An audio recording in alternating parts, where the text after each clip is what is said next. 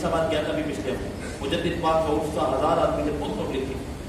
تو پیر عمر جان سرنجی صاحب کے جو بھائی ہیں آغا جان صاحب، بڑے بھائی ہیں ان کے خلیفہ نے بتایا، حضرت بھی موجود تھے. اور توجہ رکھیے گا، حضرت بھی عرص میں میرے سیدھا پڑھتے ہمارے پیش پر آپ دیکھیں تو حضرت کے جو خلیفہ انہوں نے بتایا، جنہوں نے ٹائم دیا جب سوال میں کر کے آیا تقریر غالباً پچھلا ہی ہفتہ تھا. سنیے گا توجہ سے.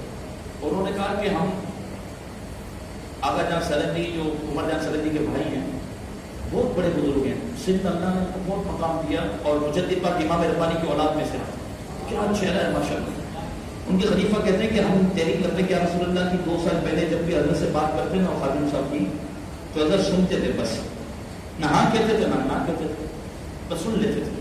ہم کہتے تھے خادم حسین نصفی یہ کام کر رہے ہیں، تحریک والے یہ کر رہے ہیں وہ کر رہے ہیں، حضرت سنتے تھے. بزرگ ہوتے ہیں کا 2 سال پہلے مدینہ شریف گئے.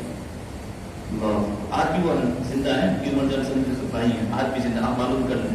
حضرت مدینہ شریف گئے، سرکار کی بارگاہ میں حاضری دے کر باہر آئے نا تو آنسوؤں کی لڑی بن گئی،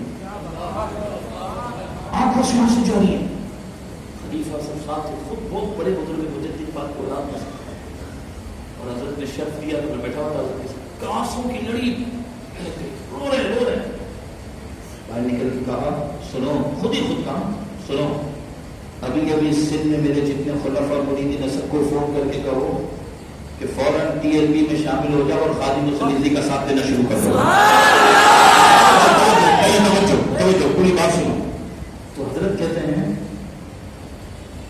کہ میں نے سرکار کی باتوں میں حاضری دی تو دیکھا کہ سرکار کے سامنے صحابہ موجود ہیں.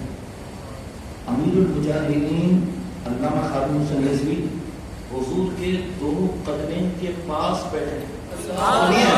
حضور کے قدمین کے پاس، وہ حضرت نے بتایا ہے، وہ ڈائریکٹ سنا رہا ہوں میں آپ کو، حضرت دنیا سے نہیں چلے گا پوچھنا. اور مجدد پاک کے اولاد میں چہرہ بتاتا ہے، ہزاروں حقوق مسلمان کیا.